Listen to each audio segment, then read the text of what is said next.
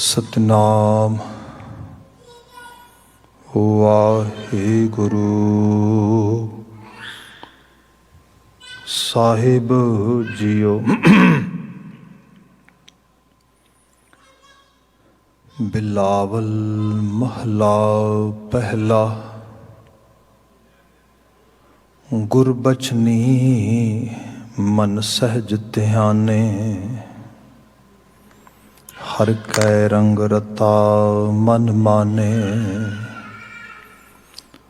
गुरबचनी मन सहज ध्याने, हर कै रंग रता मन माने। मन मुख भरम भूले बौराने, हर बिन क्यों रहिए गुर शब्द पछाने। बिन दर्शन कैसे जीवों मेरी माई, हर बिन जियरा रह न सकै। खिन सतगुर बूझ बुझाई, रहा मेरा प्रभ बिसरै हाँ मरों दुखाली। सास गिरास जपों अपने हर पहाली, सद बैरागन हर नाम निहाली। अब जाने गुरमुख हर नाली, अकथ कथा कहिए गुर पहाए।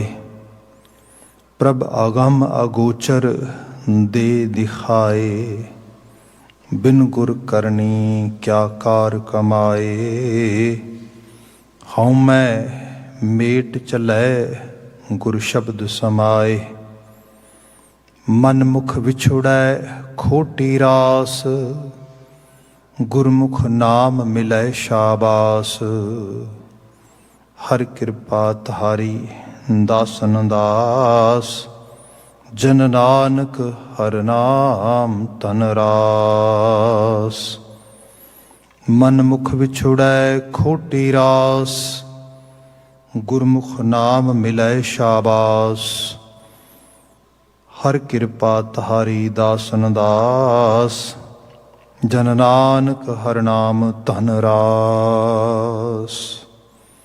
वाहिगुरु जी का खालसा, वाहिगुरु जी की फतेह। जुगो जुग अटल धन धन गुरु ग्रंथ साहिब जी। गुरु पातशाह जी दी अपर अपार मेहरामत बख्शिश।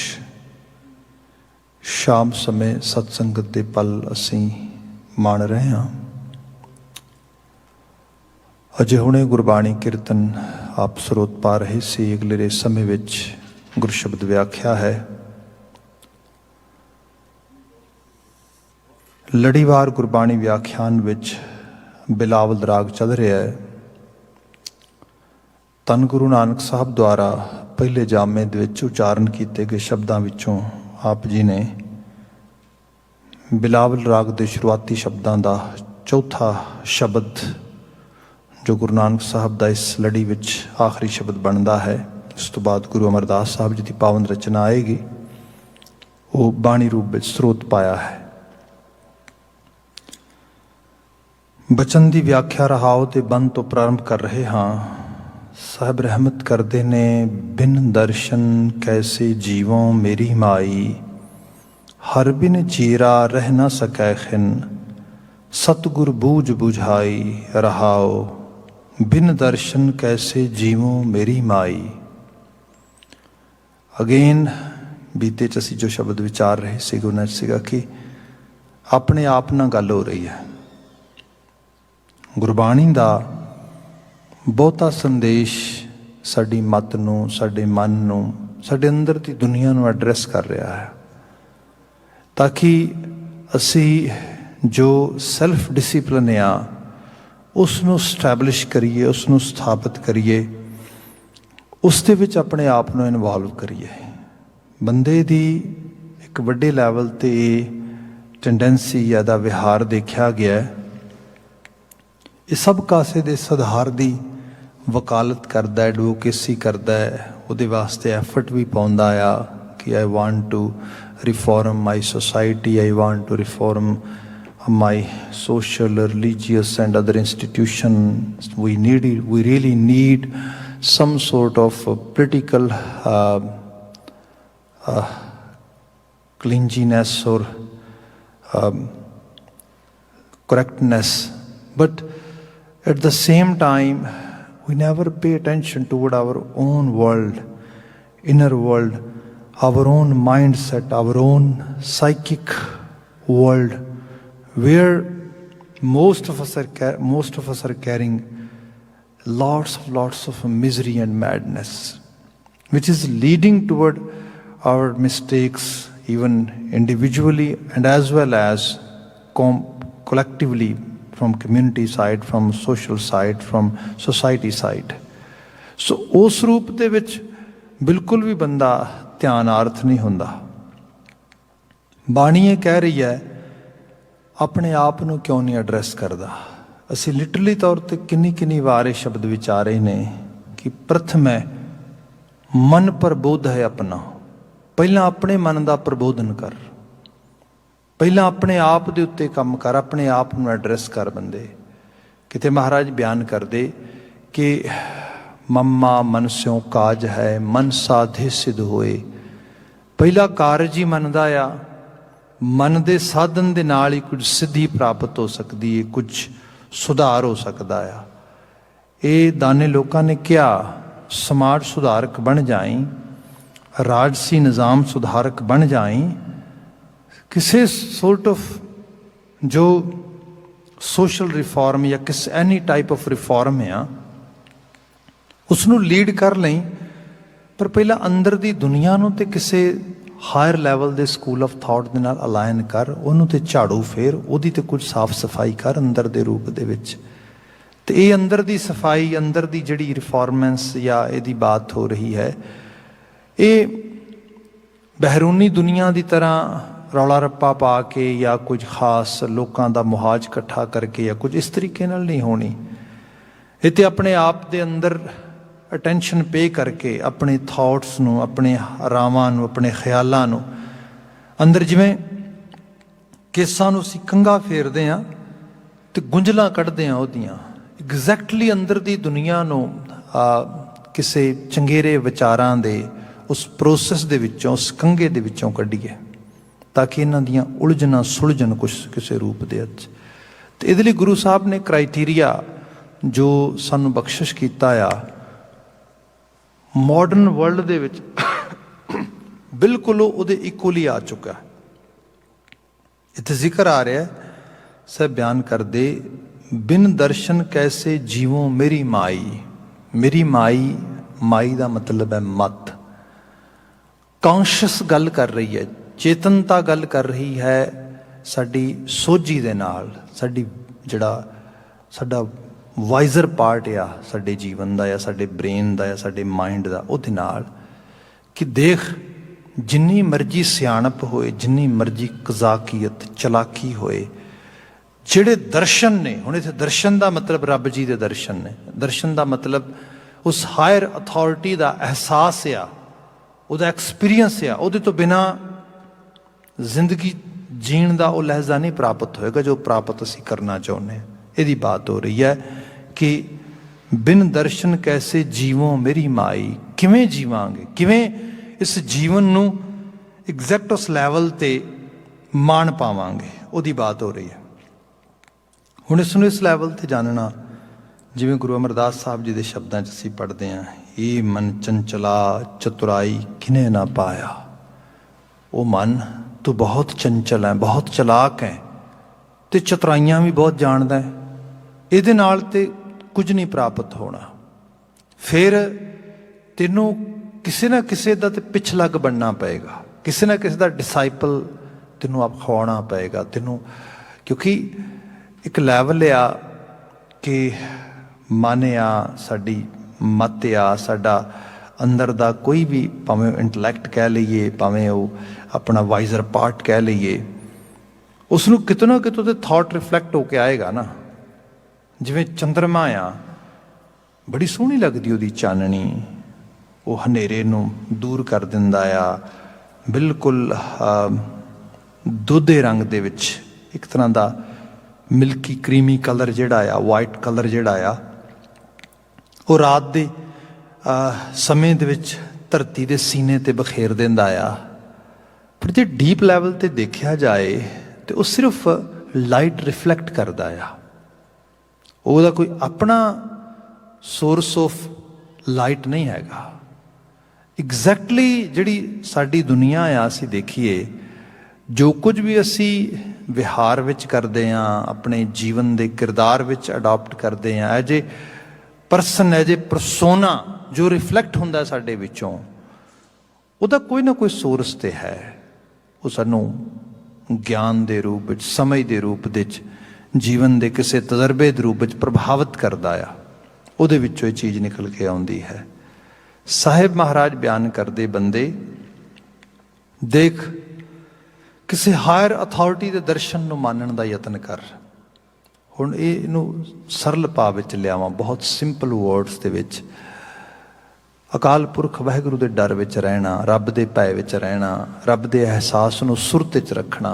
ਉਹ ਕਾਇਮ ਦਾਇਮ ਹੈ, ਵੇਖ ਰਿਹਾ ਹੈ, ਮੌਜੂਦ ਆ, ਮੇਰੀ ਜਵਾਬਦੇਹੀ ਉਹਦੇ ਪ੍ਰਤੀ ਹੈ, ਅਕਾਊਂਟੇਬਿਲਿਟੀ ਹੈ। ਇਹਦੇ ਨਾਲ ਜੀਵਨ ਦਾ ਸੁਧਾਰ ਪੋਸੀਬਲ ਆ, ਈਜ਼ੀ ਹੈ, ਆਸਾਨ ਆ। ਉਸ ਦੀ ਬਾਤ ਕੀਤੀ ਗਈ ਕਿ ਬਿਨ ਦਰਸ਼ਨ ਕੈਸੇ ਜੀਵੋਂ ਮੇਰੀ ਮਾਏ, ਬਿਨਾਂ ਉਸ ਦੀਦਾਰ ਤੋਂ, ਬਿਨਾਂ ਉਸ ਦਰਸ਼ਨ ਤੋਂ ਕਿਵੇਂ ਮੈਂ ਜੀ ਸਕਾਂ, ਕਿਵੇਂ ਮੈਂ ਆਪਣੇ ਜੀਵਨ ਦਾ ਅਹਿਸਾਸ ਉਸ ਲੈਵਲ 'ਤੇ ਲਿਆ ਸਕਾਂ। ਇਸ ਨੂੰ ਜੇ ਕਹਾਣੀ ਨੂੰ ਮੈਂ ਬਾਤ 'ਚ ਲੈ ਕੇ ਆਵਾਂ ਤਾਂ ਕਿ ਫਿਲੋਸਫੀਕਲ ਸਾਈਡ ਤੋਂ ਥੋੜ੍ਹਾ ਅਸੀਂ ਬਾਹਰ ਆ ਜਾਈਏ। ਜੇ ਮੈਂ ਭੁਲੇਖਾ ਨਹੀਂ ਖਾਂਦਾ ਤਾਂ ਸ਼ਾਇਦ ਇਹ ਟਾਲਸਟੋਏ ਦੀ ਲਿਖੀ ਹੋਈ ਬਾਤ ਹੈ, ਰਸ਼ੀਅਨ ਰਾਈਟਰ ਜਿਹੜਾ ਆ। ਇੱਕ ਜਗ੍ਹਾ ਜ਼ਿਕਰ ਕਰਦਾ ਹੈ ਕਿ ਇੱਕ ਸ਼ਹਿਰ ਦੇ ਵਿੱਚ ਇੱਕ ਨੌਟੰਕੀ ਆਉਂਦੀ ਹੈ। ਇਸ ਤਰ੍ਹਾਂ ਕਹਿ ਲਓ ਕੋਈ ਸਿਨੇਮਾ ਆਉਂਦਾ ਹੈ, ਕੋਈ ਇਸ ਕਿਸਮ ਦੀ ਇੰਟਰਟੇਨਮੈਂਟ ਦਾ ਕੋਈ ਜਿਹੜਾ ਹੈਗਾ ਮਜ਼ਮਾ ਲਾਉਣ ਵਾਲੇ ਲੋਕ ਆਉਂਦੇ ਨੇ। ਸਾਰਾ ਸ਼ਹਿਰ ਉਸ ਨੂੰ ਦੇਖਣ ਲਈ ਜਾਂਦਾ ਹੈ, ਸਾਰੇ ਚਰਚਾ ਬਹੁਤ ਕਰਦੇ ਨੇ। ਉਸੇ ਸ਼ਹਿਰ ਦੇ ਵਿੱਚ ਕੋਈ ਧਰਮ ਸਥਾਨ ਹੈ, ਕੋਈ ਦਿਵਾਲਿਆ ਹੈ, ਕੋਈ ਚਰਚ ਹੈ, ਕੋਈ ਮੰਦਰ ਹੈ, ਇਸ ਤਰ੍ਹਾਂ ਕਹਿ ਲਵੋ। ਤੇ ਉੱਥੇ ਜੋ ਸ਼ਖਸ ਉਸ ਸਾਰੇ ਨੂੰ ਓਪਰੇਟ ਕਰਦਾ ਹੈ, ਓਨ ਕਰਦਾ ਹੈ, ਚਲਾਉਂਦਾ ਹੈ, ਪੁਜਾਰੀ ਕਹਿ ਲਓ, ਪ੍ਰੀਸਟ ਕਹਿ ਲਓ, ਉਸ ਨੂੰ ਪਤਾ ਲੱਗਦਾ ਹੈ ਕਿ ਕਮਾਲ ਹੈ ਵੀ ਬੜੇ ਸ਼ਹਿਰ ਦੇ ਲੋਕ ਚਰਚਾ ਕਰ ਰਹੇ ਨੇ ਸਾਰੇ ਦੇ ਸਾਰੇ। ਖੈਰ ਉਹਦਾ ਵੀ ਮਨ ਬਣਦਾ ਕਿ ਮੈਂ ਵੀ ਜਾ ਕੇ ਦੇਖ ਕੇ ਆਵਾਂ ਕੀ ਨੌਟੰਕੀ ਹੈ, ਕੀ ਮਜ਼ਮੇਕਾਰੀ ਚੱਲਦੀ ਉੱਥੇ ਇਹ ਸਭ ਰੂਪ ਦੇ 'ਚ। ਬਟ ਉਹ ਜਾ ਨਹੀਂ ਸਕਦਾ ਕਿਉਂਕਿ ਕ੍ਰਾਈਟੀਰੀਆ ਸੋਸਾਇਟੀ ਦਾ ਐਸਾ ਆ ਕਿ ਜੇ ਉੱਥੇ ਜਾਏਗਾ, ਉਹ ਲਾਈਨ ਕ੍ਰਾਸ ਕਰੇਗਾ ਤੇ ਉਹ ਲੋਕੀ ਕਹਿਣਗੇ ਲੈ ਇਹ ਤੇ ਅਧਿਆਤਮੀ ਤਲ ਤੋਂ ਨੀਵਾਂ ਹੋ ਗਿਆ, ਉਹਦੇ ਲਈ ਬੜਾ ਹਾਰਡ ਆ। ਪਰ ਉਹਦਾ ਮਨ ਕਰਦਾ ਜਾਣ ਨੂੰ। ਹੁਣ ਕੀ ਹੈ ਕਿ ਉਹ ਕਿਸੇ ਆਪਣੇ ਬਹੁਤ ਰਾਜ਼ਦਾਰ ਨੂੰ, ਜਿਹੜਾ ਕੋਈ ਉਹਦਾ ਅੰਦਰ ਦਾ ਕੋਈ ਕਹਿ ਲਓ ਕਿ ਬੜਾ ਕਲੋਜ਼ ਫਰੈਂਡ ਆ ਜਾਂ ਕੋਈ ਉਹਦਾ ਆਪਣਾ ਬੰਦਾ ਆ, ਉਸ ਨੂੰ ਉਸ ਨੌਟੰਕੀ ਜੋ ਚਲਦੀ ਹੈ ਜਾਂ ਜੋ ਨਾਟਕ ਮੰਡਲੀ ਹੈ, ਜੋ ਡਰਾਮਾ ਪਾਰਟੀ ਹੈ, ਉਹਦੇ ਮੈਨੇਜਰ ਕੋਲ ਭੇਜਦਾ ਹੈ ਸੀਕ੍ਰੇਟਲੀ ਵੀ ਜਾ ਉਹਦੇ ਨਾਲ ਡੀਲ ਕਰਕੇ ਆ ਵੀ I really want to watch it. ਉਹਦੇ ਕੋਲੋਂ ਜਾ ਕੇ ਉਹ ਗੱਲ ਕਰਦਾ, ਉਹ ਕਹਿੰਦਾ ਵੀ ਦੈਟਸ ਗੁੱਡ, ਅਸੀਂ ਤਾਂ ਇਸ ਗੱਲ 'ਚ ਬੜੇ ਮਾਹਰ ਹਾਂ। ਉਹ ਸ਼ਖਸ ਆਉਣਾ ਚਾਹੁੰਦਾ ਹੈ ਬੜਾ ਮਤਲਬ ਕੁਆਇਟਲੀ and without actually making N announcement ਔਰ ਕਿਸੇ ਨੂੰ ਪਤਾ ਨਾ ਲੱਗੇ, ਸੀਕ੍ਰੇਟਲੀ। ਅਸੀਂ ਉਹਦੀ ਸੀਕ੍ਰੇਸੀ ਦੀ ਗਰੰਟੀ ਦੇਵਾਂਗੇ, ਜ਼ਮਾਨਤ ਦੇਵਾਂਗੇ, ਕੋਈ ਐਸੀ ਬਾਤ ਨਹੀਂ ਹੈ। ਹਾਂ ਉਹਦੀ ਐਕਸਟਰਾ ਪੇਮੈਂਟ ਹੋਏਗੀ, ਉਹ ਸਾਨੂੰ ਪੇ ਕਰ ਦਿਓ। ਅਸੀਂ ਇਸ ਤਰੀਕੇ ਨਾਲ, ਅਸੀਂ ਬੜੇ ਮਾਹਰ, ਅਸੀਂ ਰੋਜ਼ ਇਹੋ ਜਿਹੇ ਕੰਮ ਕਰਾਉਂਦੇ ਹਾਂ ਕਿਉਂਕਿ ਇਹਦੇ 'ਚੋਂ ਸਾਡੀ ਬੜੀ ਵੱਡੀ ਅਰਨਿੰਗ ਹੁੰਦੀ ਹੈ। ਇਹੋ ਜਿਹੇ ਲੋਕ ਕਿਤੇ ਮੋਸਟਲੀ ਮੋਟਾ ਪੈਸਾ ਸਾਨੂੰ ਪੇ ਕਰਦੇ ਨੇ, ਸੋ ਦੈਟਸ ਰੀਅਲੀ ਗੁੱਡ। ਉਹ ਖੈਰ ਉਹ ਸਾਰਾ ਅਰੇਂਜਮੈਂਟ ਕਰ ਦਿੰਦਾ, ਉਹ ਬੰਦਾ ਵੀ ਖੁਸ਼ ਹੁੰਦਾ, ਪ੍ਰੀਸਟ ਵੀ lets that's good thing. I'm gonna watch what the whole village is watching and they were all praising it. It's very entertaining. I will have some fun. ਪਰ ਡਰ ਵੀ ਅੰਦਰ, ਲੋਕਾਂ ਨੂੰ ਨਾ ਪਤਾ ਲੱਗ ਜੇ, ਆਲੇ ਦੁਆਲੇ ਨੂੰ ਨਾ ਪਤਾ ਲੱਗ ਜੇ। ਖੈਰ ਉਹ ਪਹੁੰਚ ਜਾਂਦਾ ਉੱਥੇ ਦੇਖਣ ਵਾਸਤੇ। ਜਦੋਂ ਬਿਲਕੁਲ ਉਹਨਾਂ ਦਾ ਜੋ ਤੰਬੂ ਟੈਂਟ ਵਗੈਰਾ ਲਗਾਇਆ ਸੀਗਾ ਉਹਦੇ 'ਚੋਂ ਐਂਟਰ ਕਰਨ ਲੱਗਦਾ, ਪਰ ਅੰਦਰ ਦਾ ਡਰ ਥੋੜ੍ਹਾ ਜ਼ੋਰ ਪਾਉਂਦਾ ਤੇ ਉਹ ਉਸ ਮੈਨੇਜਰ ਨੂੰ ਕੋਲ ਬੁਲਾ ਕੇ ਕਹਿੰਦਾ, I really want to make sure that nobody knows I am here. वो कहता है भी I promise you I can actually give you 100% guarantee except one. Nobody else knows that you are here. That's very clear.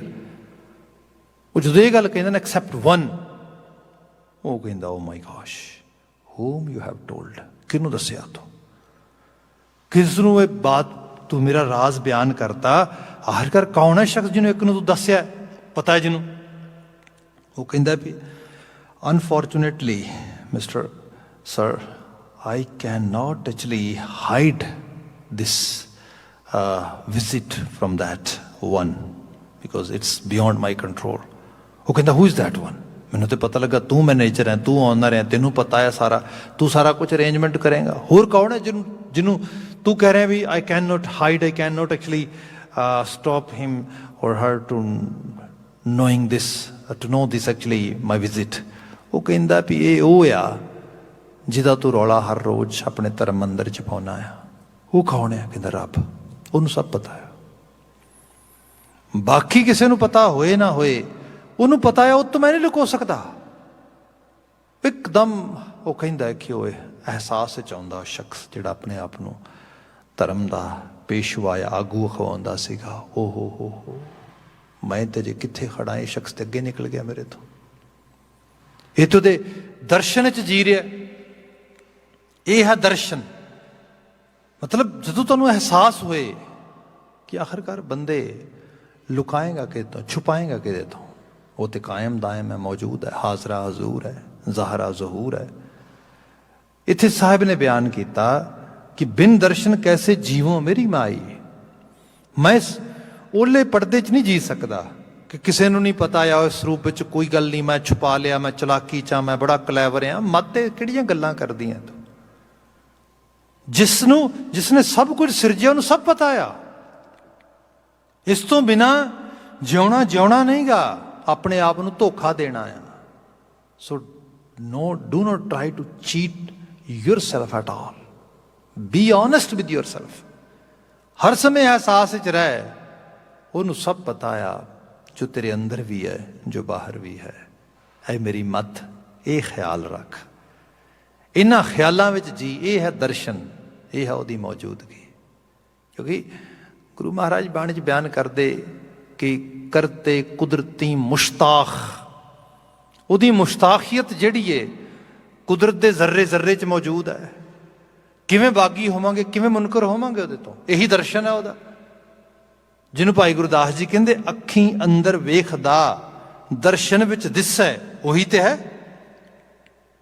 ਜਿਹੜਾ ਅੱਖਾਂ ਵਿੱਚ ਬੈਠਾ ਵੇਖਦਾ, ਦੀਦਾਰ ਵਿੱਚ ਦਿਸਦਾ, ਅੱਖਾਂ ਤੇ ਦੀਦਾਰ ਦੇ ਦਰਮਿਆਨ ਕਲਾ ਬਣ ਕੇ ਵਾਪਰਦਾ। ਸੋ ਕਿਵੇਂ ਮੁਨਕਰ ਹੋਵਾਂਗੇ ਉਹ ਤੋਂ, ਕਿਵੇਂ ਬਾਗੀ ਹੋਵਾਂਗੇ? ਘਟ ਘਟ ਮੈਂ ਹਰ ਜੂ ਬਸੈ, ਹਰ ਜਗ੍ਹਾ ਤੇ ਉਹਦਾ ਵਸੇਬਾ ਆ, ਉਹ ਵਸ ਰਿਹਾ ਹੈ। ਐ ਮੇਰੀ ਮਾਈ, ਇਹਦੇ ਤੋਂ ਬਿਨਾਂ ਜਿਉਣਾ ਨਹੀਂਗਾ, ਧੋਖਾ ਦੇਣਾ ਆ, ਨੀਂਦ 'ਚ ਰਹਿਣਾ ਆ। ਆਪਣੇ ਆਪ ਨੂੰ ਇਹਦੇ ਬਾਬਤ ਅਵੇਅਰ ਰੱਖਣਾ ਇਹ ਬੜਾ ਜ਼ਰੂਰੀ ਹੈ। ਤਾਂ ਹੀ ਤੂੰ ਸਹੀ ਰੂਪ 'ਚ ਅਹਿਸਾਸ 'ਚ ਰਹੇਗਾ ਕਰਤਾਰੀ ਕੁਦਰਤ ਦੇ ਤੇ ਕੁਦਰਤ ਦੇ ਨਿਯਮਾਂ ਦੇ। ਇੱਥੇ ਬਚਨ ਆਇਆ, ਬਿਨ ਦਰਸ਼ਨ ਕੈਸੇ ਜੀਵੋ ਮੇਰੀ ਮਾਈ, ਹਰ ਬਿਨ ਜੀਰਾ ਰਹਿ ਨਾ ਸਕੈ ਖਿਨ, ਸਤਿਗੁਰ ਬੂਝ ਬੁਝਾਈ। ਸਤਿਗੁਰੂ ਨੇ ਬੜਾ ਤਰਸ ਕੀਤਾ, ਬੜੀ ਮਿਹਰਾਮਤ ਕੀਤੀ, ਬੂਝ ਬੁਝਾਈ। ਇੱਕ ਅੰਦਰਲੀ ਗੱਲ ਮੈਨੂੰ ਬੁਝਾ ਦਿੱਤੀ, ਸਮਝਾ ਦਿੱਤੀ। ਹੁਣ ਜਦੋਂ ਅਸੀਂ ਇਹ ਕਰ ਰਹੇ ਹਾਂ ਬੂਝ ਬੁਝਾਈ, ਕੋਈ ਬੁਝਾਰਤ ਬੁਝ ਲੈਣੀ, ਕੋਈ ਬਹੁਤ ਡੀਪ ਲੈਵਲ ਦਾ ਜਿਹੜਾ ਅੰਦਰ ਦਾ ਰਾਜ਼ ਆ ਉਹ ਸਮਝ ਆ ਜਾਣਾ। ਇਹਨੂੰ ਇਸ ਤਰ੍ਹਾਂ ਜਾਣੀਏ ਜਿਵੇਂ ਗੁੱਸਾ ਆਉਂਦਾ ਆ ਆਲੇ ਦੁਆਲੇ ਦੇ ਲੋਕਾਂ ਤੇ। ਐਕਚੁਅਲ ਲੈਵਲ ਤੇ ਲੋਕ ਤੇ ਉਸ ਚੀਜ਼ ਦੇ ਵਿਕਟਮ ਬਣਦੇ ਨੇ ਜਿੱਤੇ ਗੁੱਸਾ ਆਉਂਦਾ ਆ। ਗੁੱਸਾ ਮੇਰੇ ਮਨ ਦੀ ਬਿਰਤੀ ਹੈ। ਗੁਰੂ ਇਹ ਦਰਸਾਉਂਦਾ ਆ, ਗੁੱਸਾ ਕਿਸੇ ਆਬਜੈਕਟ ਕਰਕੇ ਨਹੀਂ ਆ ਰਿਹਾ, ਨਾ ਨਾ ਨਾ ਨਾ, ਗੁੱਸਾ ਤੇਰੇ ਅੰਦਰ ਐਗਜ਼ਿਸਟ ਕਰਦਾ ਤਾਂ ਆ ਰਿਹਾ। ਇਹ ਤੇ ਟ੍ਰਿਗਰ ਕਰ ਰਹੀ ਹੈ ਚੀਜ਼, ਜਿਵੇਂ ਕੋਈ ਗਨ ਆ ਆਲਰੇਡੀ ਲੋਡਡ ਆ, ਤਾਂ ਹੀ ਤੇ ਗਲਤੀ ਦੇ ਨਾਲ ਜਾਂ ਇੰਟੈਂਸ਼ਨਲੀ ਕਿਸੇ ਨੇ ਆ ਕੇ ਟ੍ਰਿਗਰ ਜਿਹੜਾ ਹੈਗਾ ਉਸ ਨੂੰ ਫੋਰਸ ਕਰ ਦਿੱਤਾ, ਉਸ ਨੂੰ ਦਬਾ ਦਿੱਤਾ ਆ, ਹੋਏਗਾ ਕਿ ਖੜਾਕਾ ਹੋਏਗਾ ਬੜੀ ਜ਼ੋਰ ਲਾ ਕੇ। ਜੇ ਕੋਈ ਉਹਦੇ ਸਾਹਮਣੇ ਆ ਗਿਆ ਉਸ ਨੂੰ ਕੋਈ ਜ਼ਖਮ ਹੋ ਜਾਏਗਾ, ਉਹ ਕੋਈ ਹਰਟ ਹੋ ਜਾਏਗਾ, ਕੋਈ ਵੂੰਡ ਲੱਗ ਜਾਏਗਾ, ਕੋਈ ਮਰ ਜਾਏਗਾ, ਤੇ ਬੰਦਾ ਕਿ ਵੀ whoever has actually pushed its trigger, that individual is culprit। ਭਾਈ ਨਹੀਂ ਨਹੀਂ ਨਹੀਂ ਨਹੀਂ, ਉਹ ਤੇ ਹੋਣਾ ਹੀ ਸੀਗਾ। ਲੋਡਡ ਗਨ ਕਿਤੇ ਨਾ ਕਿਤੇ ਟ੍ਰਿਗਰ ਕੋਈ ਨਾ ਕੋਈ ਤੇ ਦੱਬ ਹੀ ਦੇਗਾ, ਪਰ ਅਲਟੀਮੇਟਲੀ ਗਨ ਲੋਡਡ ਹੈ, ਇਹਦਾ ਅਹਿਸਾਸ ਹੈ ਤੈਨੂੰ। ਗੁਰੂ ਇਹਦੇ ਬਾਰੇ ਅਵੇਅਰ ਕਰਦਾ ਆ। ਸਿਚੁਏਸ਼ਨਲ ਸਾਈਡ ਤੋਂ ਕੁਛ ਵੀ ਵਾਪਰ ਸਕਦਾ, ਪਰ ਜੇ ਉੱਥੇ ਉਹ ਪੋਸੀਬਿਲਿਟੀ ਆਲਰੇਡੀ ਮੌਜੂਦ ਆ, ਵਾਸ਼ਨਾ ਦੀ, ਕ੍ਰੋਧ ਦੀ, ਹੰਕਾਰ ਦੀ, ਈਰਖਾ ਦੀ, ਦੁਆਖ ਦੀ, ਸਵਾਰਥ ਦੀ, ਲਾਲਚ ਦੀ, ਹਵਸ ਦੀ, ਬੰਦਾ ਨਹੀਂ ਬਚ ਪਾਏਗਾ। ਇਸ ਬੁਝਾਰਤ ਨੂੰ ਗੁਰੂ ਬੁਝਾਉਂਦਾ। ਇਹ ਹੈ ਸੈਲਫ ਇੰਪਰੂਵਮੈਂਟ, ਸੈਲਫ ਬੈਟਰਮੈਂਟ, ਇਹ ਹੈ ਸੈਲਫ ਰਿਫਾਰਮੈਂਸ, ਸੈਲਫ ਰਿਫਾਰਮ ਕਰਨਾ ਆਪਣੇ ਆਪ ਨੂੰ। ਜੇ ਆਲਰੇਡੀ ਡਿਸਪੋਜ਼ ਕਰੋ ਬੰਦਾ, ਜਿਵੇਂ ਕਈ ਵਾਰ ਗੱਲ ਹੁੰਦੀ ਹੈ ਸਾਡੀ ਆਮ ਘਰਾਂ ਦੀ ਸਫਾਈ ਡੈਕੋਰੇਟਿਵ ਕਲੀਨਿੰਗ ਹੁੰਦੀ ਹੈ, ਬੰਦਾ ਅੱਗੋਂ ਕਲੀਨ ਕਰ ਲੈਂਦਾ ਹੈ, ਸਾਰਾ ਗਾਰਬੇਜ ਚੱਕ ਕੇ ਪਰਦਿਆਂ ਦੇ ਪਿੱਛੇ ਰੱਖ ਦਿੰਦਾ ਆ।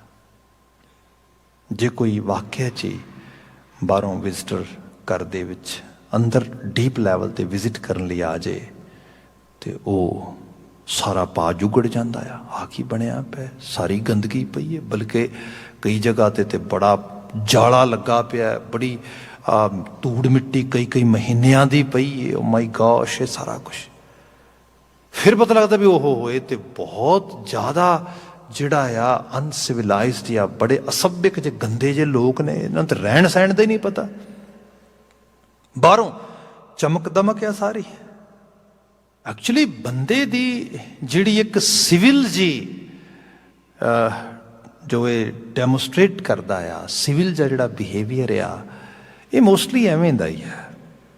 ਇਹ ਪਤਾ ਲੱਗੇਗਾ ਜਦੋਂ ਕੋਈ ਚੀਜ਼ ਟ੍ਰਿਗਰ ਕਰਨ ਵਾਸਤੇ ਆਏਗੀ, ਜਦੋਂ ਸਿਚੁਏਸ਼ਨ ਬਣੇਗੀ, ਕਿਤੇ ਬੰਦੇ 'ਚੋਂ ਕ੍ਰੋਧ ਨਿਕਲ ਕੇ ਆ ਰਿਹਾ, ਹੰਕਾਰ ਨਿਕਲ ਕੇ ਆ ਰਿਹਾ, ਈਵਨ ਬੰਦੇ 'ਚ ਡਰ ਪਤਾ ਨਹੀਂ ਕਿੰਨਾ ਕੁੱਟ ਕੇ ਭਰਿਆ ਹੈ। ਹਾਲਾਤ ਬਣਾਓ, ਬੰਦਾ ਕਾਂਪ ਖਾਏਗਾ। ਬੰਦੇ ਦੇ ਅੰਦਰ ਫਿਕਰ, ਐਂਗਜ਼ਾਇਟੀ ਜਿਹਨੂੰ ਅਸੀਂ ਕਹਿੰਦੇ ਆ, ਉਹ ਪਤਾ ਨਹੀਂ ਕਿੰਨੀ ਪਈ ਹੈ। ਉਹ ਤਾਂ ਬਸ ਪਰਦਾ ਜਿਹਾ ਦਿੱਤਾ ਉਸ ਰੂਪ ਦੇ 'ਚ। ਗੁਰੂ ਨੇ ਬੁਝਾਰਤ ਬੁਝਾ ਦਿੱਤੀ, ਗੁਰੂ ਨੇ ਚੀਜ਼ਾਂ ਵਿਖਾ ਦਿੱਤੀਆਂ ਮਿਰਰ ਦੀ ਤਰ੍ਹਾਂ, ਸ਼ੀਸ਼ੇ ਦੀ ਤਰ੍ਹਾਂ। ਇਸੇ ਲਈ ਜਿਹੜੇ ਗੁਰੂ ਦੇ ਬਹੁਤ ਨੇੜੇ ਹੋਏ, ਉਹਨਾਂ ਦੇ ਬਚਨ ਬਾਣੀ 'ਚ ਅਸੀਂ ਇਹ ਪੜ੍ਹਦੇ ਹਾਂ, ਹਮ ਅਵਗੁਣ ਭਰੇ ਏਕ ਗੁਣ ਨਾਹੀਂ। ਕਿਹਨੇ ਦੱਸਿਆ ਹੈ? ਬੰਦਾ ਤੇ ਕਹਿੰਦਾ ਜੈਸੀ ਮੈਂ ਬਲਾਮ ਆ, ਜੈਸੀ ਮੈਂ ਤੋਪ ਆ, ਐਸਾ ਤੇ ਕੋਈ ਹੈ ਹੀ ਨਹੀਂਗਾ। ਜੋ ਕੁਝ ਮਤਲਬ ਮੈਨੂੰ ਤੇ ਲੋਕੀ ਸਮਝ ਹੀ ਨਹੀਂ ਪਾਏ, ਮੇਰਾ ਤੇ ਕੈਲੀਬਰ ਹੀ ਬੜਾ ਉੱਚਾ ਆ। ਮੈਨੂੰ ਤੇ ਅਜੇ ਲੋਕਾਂ ਨੂੰ ਕਈ ਜਾਂ ਪਰਿਵਾਰ ਨੂੰ ਜਾਂ ਆਲੇ ਦੁਆਲੇ ਨੂੰ ਸਮਝਣ ਲੱਗਿਆ ਕਈ ਉਮਰਾਂ ਲੰਘਣ ਗਈਆਂ, ਮੈਂ ਤੇ ਬਹੁਤ ਗਹਿਰ ਗੰਭੀਰ ਸਿਆਣਾ ਬੰਦਾ ਆ। ਇਹ ਮੁਜਦਨੇ ਵਰਗਾ ਕੱਖਾਂ ਤੋਂ ਹੌਲਾ ਮਨੁੱਖ ਉਹ ਤੇ ਕਹੇਗਾ, ਜ਼ਰੂਰ ਕਹਿ ਸਕਦਾ ਉਹ, ਪਰ ਜਿਸ ਨੂੰ ਗੁਰੂ ਨੇ ਕੁਝ ਸੋਝੀ ਦਿੱਤੀ ਹੈ, ਸ਼ੀਸ਼ਾ ਵਿਖਾਇਆ, ਉਹ ਕਹਿੰਦਾ ਨਹੀਂ ਨਹੀਂ ਨਹੀਂ ਨਹੀਂ, ਸੱਚੇ ਹੈ ਹਮ ਅਵਗੁਣ ਭਰੇ ਏਕ ਗੁਣ ਨਾਹੀਂ। ਆਦਤਾਨਾ ਪੱਖ ਤੋਂ ਕਿਆ ਮੇਰਾ ਕਿਰਦਾਰ ਹੈ, ਕਿਆ ਬਿਹੇਵੀਅਰ ਆ। ਅੰਮ੍ਰਿਤ ਛਾੜ ਬਿਖੈ ਬਿਖ ਖਾਹੀਂ। ਸਾਹਮਣੇ ਅੰਮ੍ਰਿਤ ਦਾ ਪਿਆਲਾ ਭਰਿਆ ਪਿਆ ਹੋਏ ਤੇ ਮੈਂ ਜ਼ਹਿਰ ਖਾਣਾ ਆ। ਕਿਹਨੇ ਰੋਕਿਆ ਤੁਹਾਨੂੰ ਬਾਣੀ ਨੂੰ ਐਕਸਰਸਾਈਜ਼ ਕਰਨ ਤੋਂ? ਕਿਹਨੇ ਰੋਕਿਆ ਤੁਹਾਨੂੰ ਗੁਰਬਾਣੀ ਵਰਗੀ ਰਚਨਾ ਨੂੰ ਪਠਨ ਪਾਠਨ ਕਰਨ ਤੋਂ, ਸਮਝਣ ਸਮਝਾਉਣ ਤੋਂ, ਜੀਵਨ ਦਾ ਮੂਲ ਗੁਰਬਾਣੀ ਦੇ ਟਰੈਕ ਦੇ ਉੱਤੇ ਤੋਰਨ ਤੋਂ? ਕਿਹਨੇ ਰੋਕਿਆ? ਮੇਰੀ ਆਪਣੀ ਤੇ ਲੇਜ਼ੀਨੈਸ ਆ, ਮੇਰਾ ਆਪਣਾ ਹੀ ਤੇ ਜਿਹੜਾ ਪੈਸਿਵ ਬਿਹੇਵੀਅਰ ਆ, ਜਿਹੜੀ ਮੇਰੀ ਆਪਣੀ ਹੀ ਮਤਲਬ ਹਾਲਤ ਇਹ ਹੈ। ਅੰਮ੍ਰਿਤ ਛਾੜ ਵਿਖੇ ਵਿਖਾ ਖਾਈ, ਮੈਂ ਆਪ ਹੀ ਜ਼ਹਿਰ ਖਾਣ ਤੇ ਉਤਾਰ ਤੁਰਿਆ, ਇਹ ਗੁਰੂ ਬੁਝਾ ਰਿਹਾ। ਤੇ ਇਹ ਹਾਲਤ ਇਹ ਹੈ, ਮੈਂ ਖੁਦ ਮਜਬੂਰ ਹਾਂ ਇਸ ਆਦਤ ਦੇ ਅੱਗੇ। ਇੱਥੇ ਵੀ ਫਿਰ ਗੁਰੂ ਹੀ ਮਦਦਗਾਰ ਹੁੰਦਾ ਹੈ। ਮਨ ਦੀ ਦੁਨੀਆ ਦੋ ਚੀਜ਼ਾਂ ਬੰਦਾ ਕਰ ਸਕਦਾ ਹੈ। ਇੱਕ ਤੇ ਇਹ ਹੈ ਕਿ ਮਨ ਰੂਪੀ ਇਤਨੀ ਤਗੜੀ ਫੋਰਸ ਨੂੰ ਤੁਸੀਂ ਉਹਦੇ ਨਾਲ ਸਟਰਗਲ ਕਰੀ ਜਾਓ, ਕਰੀ ਜਾਓ। ਉਮਰਾਂ ਲੰਘ ਜਾਂਦੀਆਂ ਲੋਕਾਂ ਦੀਆਂ ਸਟਰਗਲ ਕਰਦੇ ਆ, ਇਹਦੇ ਨਾਲ ਕੁਛ ਨਹੀਂ ਡਿਵੈਲਪ ਹੁੰਦਾ ਐਕਸੈਪਟ ਇੱਕ ਚੀਜ਼ ਤੋਂ, ਗਿਲਟ। ਕਰੀ ਵੀ ਜਾ ਰਿਹਾ, ਪਛਤਾਈ ਵੀ ਜਾ ਰਿਹਾ, ਰੋਈ ਵੀ ਜਾ ਰਿਹਾ, ਕਰੀ ਵੀ ਜਾ ਰਿਹਾ। ਇਹ ਹਾਲਤ ਹੈ। ਇਹਦੇ ਨਾਲ ਫਿਰ ਬੰਦਾ ਆਪਣੇ ਆਪ ਨੂੰ ਜਿਹੜਾ ਆ ਇੱਕ ਤਰ੍ਹਾਂ ਦੇ ਨਾਲ ਸੈਲਫ ਬਲੇਮਸ ਤੇ ਉਹ ਬਲੇਮ ਗੇਮ ਆਪਣੇ ਨਾਲ ਪਲੇ ਕਰਦਾ ਆ। ਫਿਰ ਹੌਲੀ ਹੌਲੀ ਇੱਕ ਐਸੀ ਹਾਲਤ ਬਣਦੀ ਹੈ ਕਿ ਉਹ ਨਫ਼ਰਤ ਦਾ ਭਾਗੀ ਬਣਦਾ ਆਪਣੇ ਆਪ ਲਈ। ਦੂਸਰਾ ਇਹ ਹੈ ਕਿ ਗੁਰੂ ਦੀ ਮਦਦ ਲਏ, ਗੁਰੂ ਦੇ ਆਗੋਸ਼ ਚ ਆਵੇ, ਸੁਰਤ ਕਰਕੇ, ਖਿਆਲ ਕਰਕੇ, ਤੇ ਗੁਰੂ ਨੂੰ ਕਹੇ ਕਿ ਹੇ ਮਾਲਕ, ਜ਼ਿੰਮੇਵਾਰੀ ਤੇ ਮੇਰੀ ਹੈ, ਮੈਂ ਤੇਰੀ ਬਾਂਹ ਫੜਾਂ, ਮੈਂ ਤੇਰੇ ਪਾਏ ਹੋਏ ਫੁੱਟਪ੍ਰਿੰਟਸ ਜਿਹੜੇ ਨੇ ਉਹਨਾਂ ਨੂੰ ਫੋਲੋ ਕਰਾਂ, but somehow I am not capable to do it. So here I have a request toward you।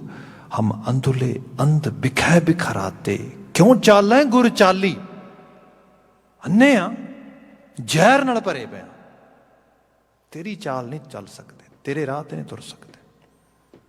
ਫਿਰ ਤੇਰੇ ਅੱਗੇ ਇੱਕ ਮਿੰਨਤ ਇਹ ਹੈ, ਬੜੀ ਪਲੀ ਕਰਕੇ ਰਿਕੁਐਸਟ ਹੈ, ਹਮ ਅੰਧੁਲੇ ਕੋ ਗੁਰੀ ਅੰਚੁਲ ਦੀ ਜਾਏ।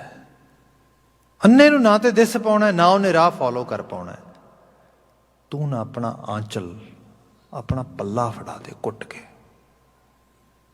ਬਸ ਇੰਨਾ ਕੁ ਕੰਮ ਕਰਦੇ। ਜਿਵੇਂ ਇਸ ਨੂੰ ਹੋਰ ਇੱਕ ਬੜਾ ਦਾਨਸ਼ਮੰਦ ਰਾਈਟਰ ਲਿਖਦਾ ਆ, ਅਦੀਬ ਬੰਦਾ, ਉਹ ਕਹਿੰਦਾ ਕਿ ਡਿਊਟੀ ਤੇ ਬੱਚੇ ਦੀ ਹੁੰਦੀ, ਉਹ ਮਾਂ ਦੀ ਉਂਗਲ ਫੜੇ ਕੁੱਟ ਕੇ, ਤਾਂ ਕਿ ਉਹ ਮੇਲੇ 'ਚ ਗਵਾਚ ਨਾ ਜਾਏ। ਪਰ ਫੜ ਵੀ ਲਏ ਹੋ ਸਕਦਾ ਹੈ, ਮਾਂ ਤੇ ਉਂਗਲ ਫੜਾਉਣ ਨੂੰ ਤਿਆਰ ਹੈ। Guru is playing role as a ਮਾਂ, ਐਂਡ ਸਿੱਖ ਜਗਿਆਸੂ is at the place of a kid. ਹੋ ਸਕਦਾ ਕੋਈ ਜਗਿਆਸੂ ਬਹੁਤ ਜਾਗਰਤ ਹੋਏ, ਉਹਨੂੰ ਪਤਾ ਹੈ ਮਾਂ ਦੀ ਉਂਗਲ ਨਹੀਂ ਛੱਡਣੀ, ਕੁੱਟ ਕੇ ਫੜ ਲਈ। ਪਰ ਕਈ ਵਾਰ ਜੀਵਨ ਦੇ ਤੁਰਦੇ ਪ੍ਰਸੰਗ ਦੇ ਵਿੱਚ ਐਸੀ ਵੀ ਹਾਲਤ ਹੁੰਦੀ ਨਾ, ਜੋ ਬਾਬਾ ਕਬੀਰ ਜੀ ਕਹਿੰਦੇ, ਐਸੋ ਇਹ ਸੰਸਾਰ ਵੇਖਣਾ ਰਹਿਣ ਨਾ ਕੋ ਪਈ ਹੈ ਰੇ, ਸੂਧੇ ਸੂਧੇ ਰੈਂਗ ਚਲੋ ਤੁਮ ਨਤਰ ਕੁਤੱਕਾ ਪਵਈ ਹੈ ਰੇ। ਕੁਤੱਕਾ, ਛੋਟਾ ਮੋਟਾ ਧੱਕਾ ਪਏ, ਸੱਜੇ ਖੱਬੇ ਠੇਡਾ ਲੱਗੇ, ਕੁਛ ਲੱਗੇ, ਬੱਚਾ ਉਂਗਲ ਫੜੀ ਹੋ ਨਹੀਂ ਡਿੱਗੇਗਾ, ਸੰਭਲ ਜਾਏਗਾ, ਉਂਗਲ ਨਹੀਂ ਛੁੱਟੇਗੀ। ਪਰ ਹਰ ਧੱਕਾ ਛੋਟਾ ਮੋਟਾ ਨਹੀਂ ਨਾ ਹੁੰਦਾ। ਕਈ ਵਾਰੀ ਬੜੀ ਜ਼ੋਰ ਲਾ ਕੇ ਕੁਤੱਕਾ ਪੈਂਦਾ, ਧੱਕਾ ਬੜਾ ਜ਼ੋਰ ਦਾ, ਉਹ ਜਾ ਕੇ ਉਹ ਦੂਰ ਸੱਟ ਦਿੰਦਾ, ਭੀੜ ਇਤਨੀ ਹੈ। ਐਸਾ ਹੀ ਹਾਲਾਤ ਆ। ਇੱਕ ਦਿਨ ਕਿਸੇ ਨੇ ਇੱਕ ਆਈਡੀਆ ਦਿੱਤਾ, ਉਹ ਆਈਡੀਆ ਪਰਸੀਵ ਕਰ ਲਿਆ, ਪ੍ਰੋਸੈਸ ਹੋ ਗਿਆ, 2-4 ਦਿਨ ਉਹਦੀ ਐਕਸਰਸਾਈਜ਼ ਕੀਤੀ ਆਪਣੇ ਜੀਵਨ ਦੇ ਵਿੱਚ ਕਿਸੇ ਤਰੀਕੇ ਦੇ ਨਾਲ, ਪਤਾ ਲੱਗਾ wow I'm going toward new world. ਐਵੇਂ ਲੋਕੀ ਨਸ਼ਿਆਂ 'ਚ ਲੱਗ ਜਾਂਦੇ, ਐਵੇਂ ਬੁਰੀਆਂ ਆਦਤਾਂ 'ਚ ਲੱਗ ਜਾਂਦੇ, ਐਵੇਂ ਲੋਕਾਂ ਦੀ ਕੰਪਨੀ ਬਦਲ ਜਾਂਦੀ, ਸੰਗਤ ਬਦਲ ਜਾਂਦੀ, ਰਹਿਣ ਸਹਿਣ ਬਦਲ ਜਾਂਦਾ। ਕਿੱਥੋਂ ਤੁਰੇ ਸੀ ਕਿੱਥੇ ਪਹੁੰਚ ਗਏ। ਕੁਤੱਕਾ ਹੁਣ ਕੀ ਹੈ, ਹੁਣ ਉਸ ਜਗ੍ਹਾ ਤੇ ਖੜੇ ਹੋਏ ਨੂੰ ਮਾਂ ਵੀ ਨਹੀਂ ਦਿਸਦੀ, ਰਾਹ ਵੀ ਨਹੀਂ ਦਿਸਦਾ। ਹੁਣ ਹਾਲਤ ਇਹ ਹੈ ਕਿ ਜਿਹਨੂੰ ਅਸੀਂ ਆਪਣੇ ਬੱਚਿਆਂ ਨੂੰ ਵਿਚਾਰ ਸੀ ਨਾ, ਬਾਰ ਵਿਡਾਨੜੇ ਹੁਮਸ ਥੁਮਸ ਕੂਕਾਂ ਪਈਆਂ ਰਾਹੀਂ। ਅਹਿਸਾਸ ਹੁੰਦਾ ਓਏ, ਜਿਹਨੂੰ ਤੂੰ ਬੱਦਲਾਂ ਦੀ ਝੁਰਮਟ ਸਮਝਦਾ ਸੀਗਾ, ਉਹ ਜੰਗਲ ਦੀ ਅੱਗ ਸੀ, ਉਹਦਾ ਧੂਆਂ ਸੀਗਾ। ਜਿਹਨੂੰ ਤੂੰ ਸੋਚਦਾ ਸੀ ਇਹ ਸ਼ਾਇਦ ਨਿੱਘ ਲੱਗ ਰਿਹਾ, ਨਿੱਘ ਨਹੀਂ ਗਾ, ਇਹ ਉਸ ਧੂਏ ਨੂੰ ਜਿਹੜਾ ਲਿਆ ਰਹੀ ਉੱਪਰ, ਉਹ ਮੱਚ ਰਹੀ ਅੱਗ ਹੈ ਤੇ ਤੇਰੇ ਵੱਲ ਵੱਧ ਰਹੀ ਹੈ ਲਗਾਤਾਰ। ਜਿਹਨੂੰ ਤੂੰ ਸੋਚ ਰਿਹਾ ਸੀਗਾ ਕਿ ਇਹ ਸ਼ਾਇਦ ਕੋਈ ਮਤਲਬ ਖਾਸ ਕਿਸਮ ਦੀ ਸਮੈਲ ਆ, ਤੇ ਜੰਗਲ ਦੇ ਧੂਏ ਦੇ ਵਿੱਚੋਂ ਹੁਮਸ ਆ ਰਹੀ ਸੀ, ਹੁਣ ਉਹ ਲਗਾਤਾਰ ਗਲ ਘੁੱਟ ਰਹੀ ਹੈ। ਹੁਣ ਹਾਲਤ ਇਹ ਹੈ, ਹੁਣ ਸਮਾਂ ਕੱਟ ਰਿਹਾ ਹੈ।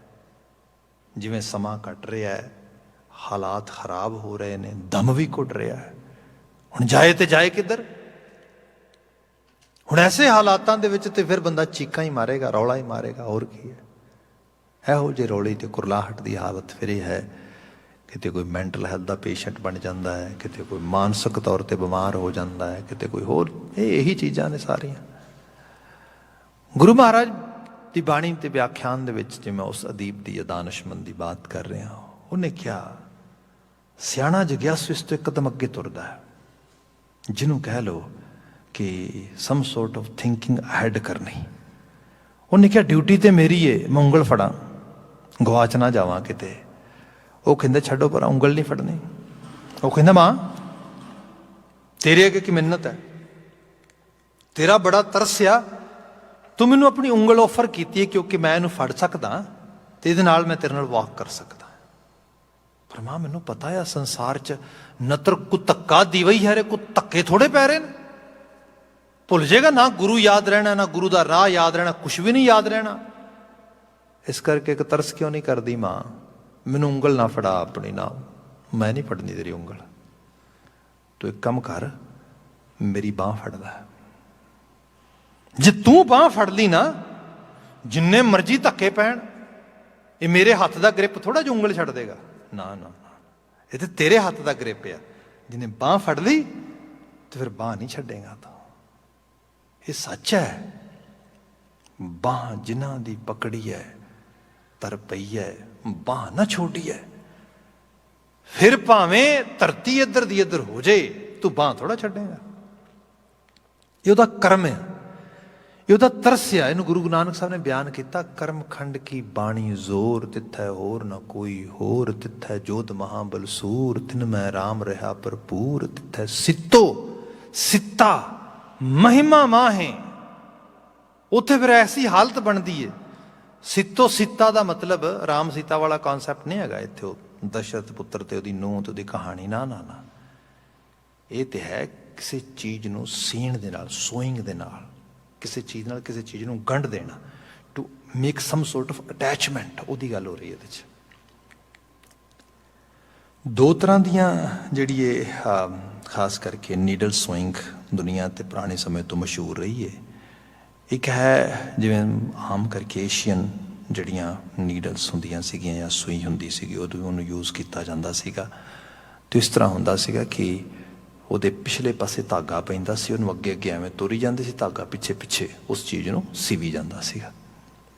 ਦੂਸਰਾ ਸੀਗਾ ਯੂਨਾਨੀ ਸੋਇੰਗ ਸਿਸਟਮ, ਜਿਹਦੇ ਚੋਂ ਅੱਜ ਦੀ ਜਿਹੜੀ ਹੈ ਸੋਇੰਗ ਮਸ਼ੀਨ ਬਣ ਕੇ ਨਿਕਲੀ ਹੈ। ਉਹਦੇ ਅੰਦਰ ਦੋ ਧਾਗੇ ਇੱਕੋ ਸਮੇਂ ਕੰਮ ਕਰਦੇ ਨੇ। ਇੱਕ ਧਾਗਾ ਇਸ ਤਰੀਕੇ ਦੇ ਨਾਲ ਬਾਹਰ ਨੂੰ ਇੱਕ ਧਾਗੇ ਨੂੰ ਫੈਲਾਉਂਦਾ ਆ, ਦੂਸਰਾ ਧਾਗਾ ਉਹਦੇ ਵਿੱਚ ਦੀ ਇਸ ਤਰੀਕੇ ਨਾਲ ਪਰੋਇਆ ਜਾਂਦਾ ਹੈ। ਇਹ ਵੈਸੇ ਕਰਨ ਨੂੰ ਤੇ ਹਾਰਡ ਲੱਗਦਾ ਹੈ, ਪਰ ਜਿਹਨੂੰ ਕਰਨੀ ਆ ਜੇ ਕਰੀ ਆਰਟ, ਉਹ ਬੜੀ ਜਲਦੀ ਵੀ ਕਰਦਾ ਤੇ ਸੋਹਣੀ ਵੀ ਲੱਗਦੀ ਹੈ। ਮਸ਼ੀਨ ਇਸੇ ਤਰ੍ਹਾਂ ਚੱਲਦੀ ਹੈ। ਸਿੱਤੋ ਸਿੱਤਾ, ਦੋ ਧਾਗੇ ਨੇ, ਇੱਕ ਸਿੱਤੋ ਇੱਕ ਸੀਤਾ, ਇੱਕ ਸੀਣ ਵਾਲਾ ਉੱਪਰ ਇੱਕ ਨੀਚੇ, ਉਸ ਤਰੀਕੇ ਨਾਲ ਇੱਕ ਦੂਜੇ ਨਾਲ ਘੁੰਡੀ ਪਰਾਉਂਦੇ ਨੇ। ਇਸ ਤਰੀਕੇ ਨਾਲ ਜਿਵੇਂ ਤੁਸੀਂ ਮਸ਼ੀਨ ਨੂੰ ਚੱਲਦੇ ਵੇਖਦੇ ਹੋ, ਇੱਕ ਸੂਈ ਦੇ ਵਿੱਚ ਧਾਗਾ ਚੱਲਦਾ ਹੈ, ਦੂਸਰਾ ਥੱਲੇ ਜਿਹੜੀ ਫਿਰਕੀ ਹੁੰਦੀ ਉਹਦੇ ਚੱਲਦਾ ਹੈ, ਉਹ ਫਿਰ ਸਿੱਤੋ ਸਿੱਤਾ ਹੈ। ਮੇਰੀ ਐਫਰਟ ਹੈ, ਪਰ ਮੇਰੀ ਐਫਰਟ ਬਹੁਤ ਥੋੜੀ ਹੈ।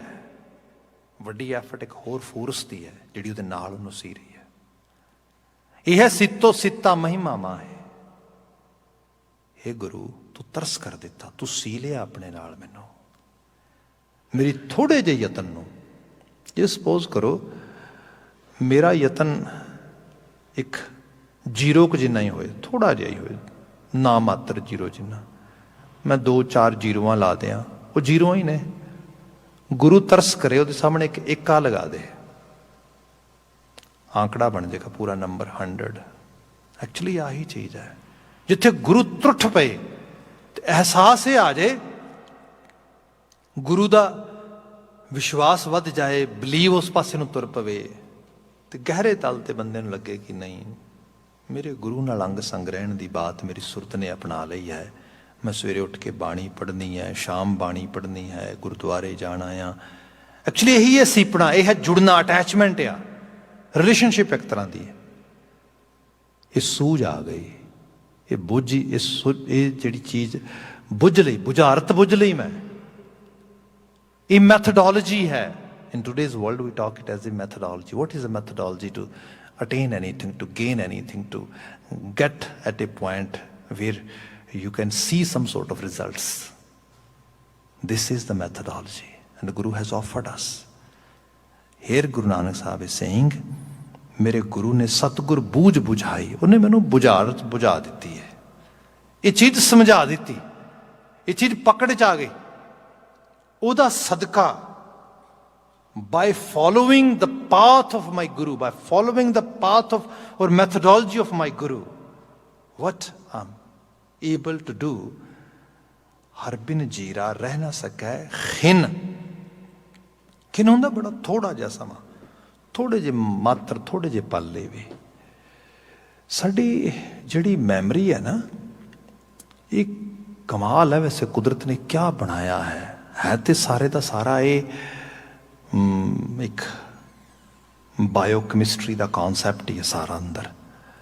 तो उहदे च हुंदा की है कि उहदे कैमिकल्स ने उन्हां दे विच कोई चीज़ एक बारी बैठ जाए, पै जाए, तुसी उसनूं किते एक थोड़े जे पाले अपनी मैमरी दे विचों सज्जे खब्बे कर दिओ, कई बारी पूरा का पूरा चैप्टर जिहड़ा आ वो मुड़ के एहसास ही नहीं आउंदा ते हो जांदा आ। लोकी कई बारी रूटीन ही हुंदा है, अपनी कार की रखती इत्थे,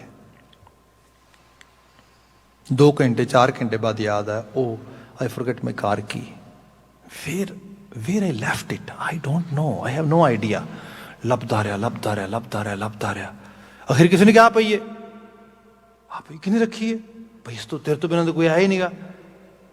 बंदा फिर एहसास करता है मैनू बिल्कुल भी याद नहीं गा भी मैं रखी है इत्थे, कमाल हो गई।